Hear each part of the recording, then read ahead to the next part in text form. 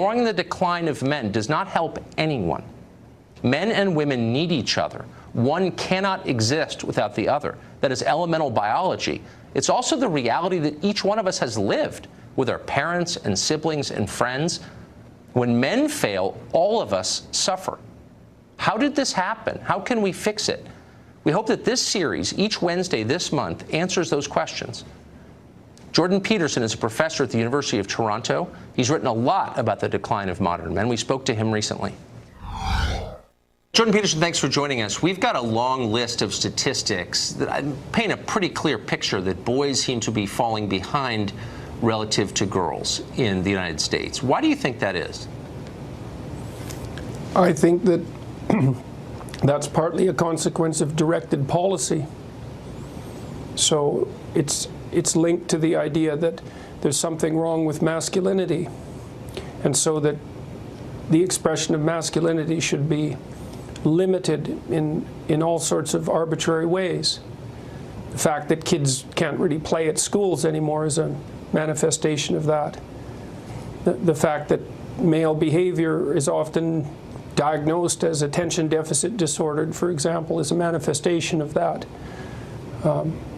The elimination of competition as a valid form of human interaction, and the failure to recognize that competitive sports, for example, are deeply cooperative in their fundamental nature, as long as everyone is playing by the rules, obviously. So there's that's a large part of it. So you're saying that there is an organized, not always explicit, but still organized attempt to de-emphasize masculinity or to punish masculinity. Why? Because it's easy to mistake masculine competence for the tyranny that hypothetically drives the patriarchy. It's part of an ideological worldview that sees the entire history of mankind as the oppression of women by men, which is a dreadful way of looking at the world, a very pathological way of looking at the world. It's not like men and women always get along any more than men and men get along, or women and women for that matter. But fundamentally, human history is a cooperative enterprise, and men and women have lifted themselves out of the mire over millennia in their cooperative endeavor. And to describe that as centuries of the oppression of women by men is an absolutely reprehensible ideological rewrite of history. And it's what's taught in the humanities and in much of the social sciences at universities, and increasingly in the public education system. It's taken as an unassailable fact. And you're saying that this has bad consequences for the development of boys? Well, how could you feel good about that?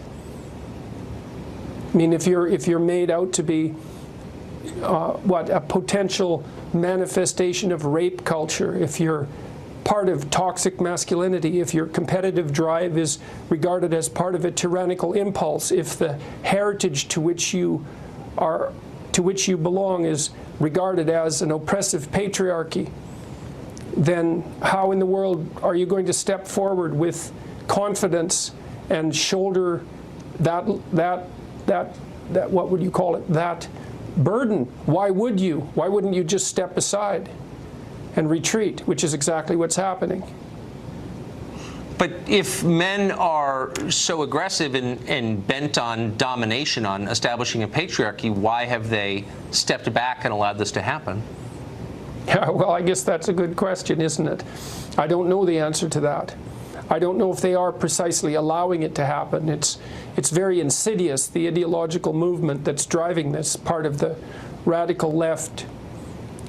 Part of the radical left, I would say, is it's a very insidious movement. It's not an easy thing to resist, and a lot of it occurs, well, for example, it occurs in the school system increasingly. And it isn't clear what, they're not men that are reacting to that, that's boys. It's not clear what they're supposed to do about it. So if you were to fight an ideological battle.